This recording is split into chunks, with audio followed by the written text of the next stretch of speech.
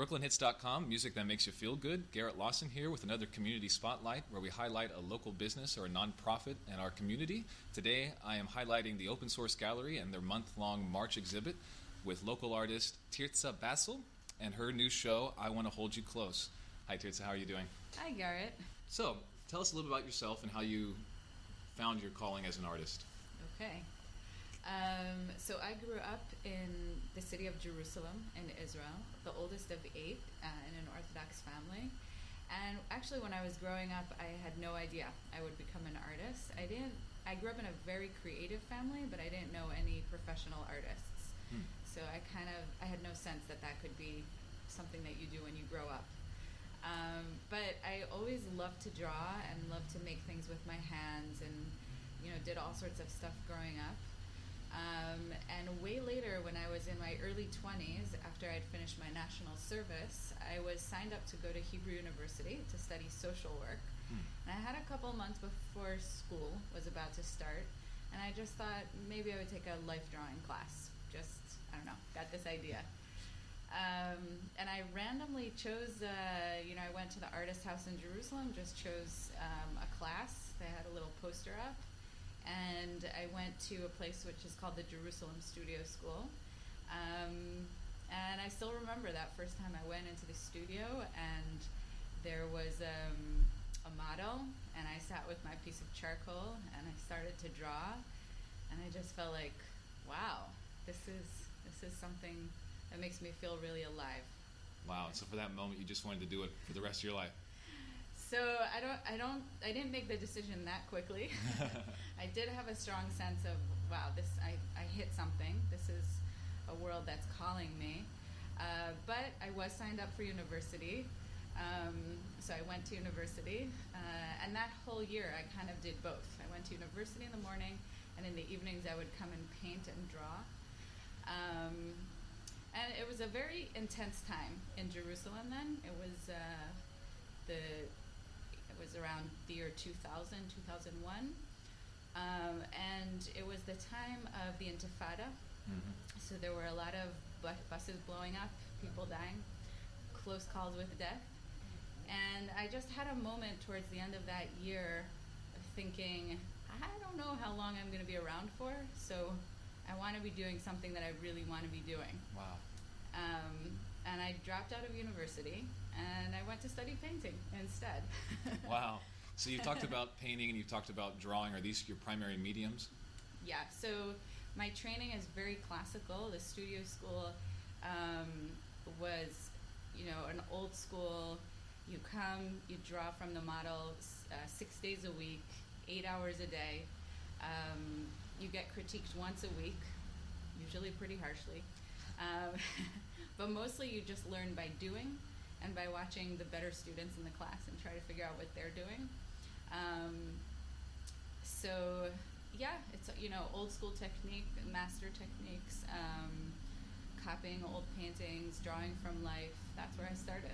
And so what is it about painting and drawing that inspires you? Why those mediums as opposed to maybe clay or pottery or more abstract forms of art?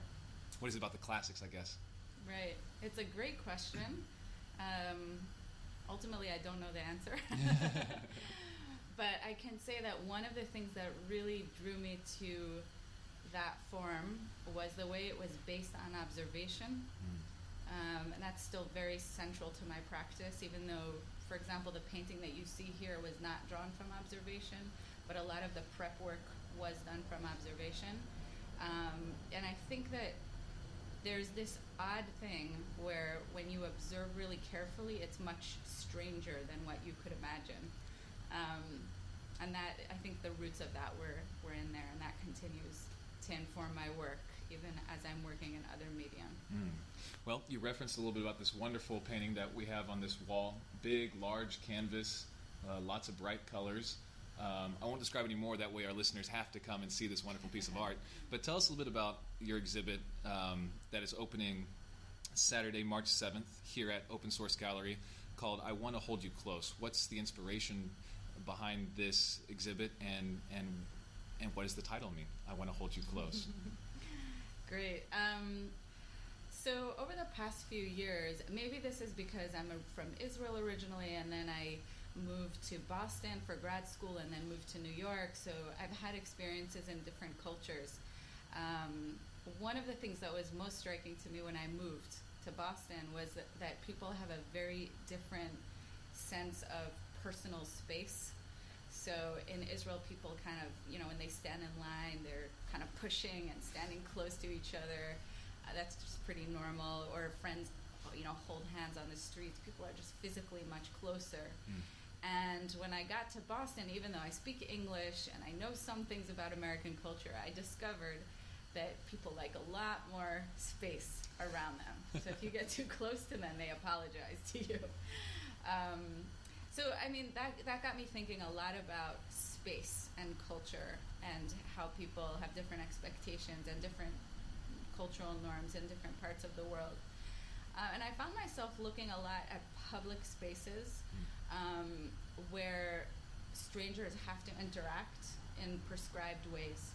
So I looked a lot at airports. I have a lot of pieces that focus on airport and airport security and airport pat-down, all these very odd situations that you can observe. Right. And supermarkets, people standing in line, how do people stand in line, all of these non-spaces, so to speak. And eventually that led me to this piece, which it focuses on a TED Talk audience. So I was also interested in this phenomenon of the TED Talk, and as I was watching different TED Talk videos on YouTube or whatever, I noticed the frames where they were focusing on the audience and almost a kind of formula for the way the audience moved and reacted and the facial expressions, and as if they're really part of the performance in a sense. So I got very interested in that, and that evolved into this large painting that you see here. The title actually comes from a poem by the Sufi poet Rumi, which is about love and about a relationship with God, actually. It's a little bit tongue-in-cheek, but it's also sort of, I think at the root of events like TED Talk is a very strong desire to find meaning and to find connection. And there's like an irony, but also some kind of true desire there, which I'm interested in these forums where we look for that in our contemporary life. Wow. So what are you hoping the viewers of your exhibit will take away from I Want to Hold You Close? When they leave the exhibit and they go back out, what do you want to be left in their mind besides just the beautiful painting? But what's the human aspect that you want to touch? We spent a lot of time making snapshots of people, and one of the things I like about oil painting and portraiture in oil painting is that it's multi-layered. So you have the person, but you also have the textures and the colors and the way the paint is put on, which hopefully slows you down and invites you to just be with a piece for a little bit longer and contemplate it. And this piece has almost 30 portraits in it. Wow. So my hope is to just provide a kind of space that's a little bit like a sanctuary in a way, where people just slow down and spend some time looking. Yeah, well, in this ADD world, that's almost a welcome relief, at least for people like myself. Right. Well, this has been a wonderful interview. I can't wait to see the gallery when it opens. Again, this is Tirtzah Bassil, open source gallery this Saturday, March 7th from 7 to 9. It's called I Want to Hold You Close. Tirtzah, thank you so much for joining us today. Thank you very much, Garrett.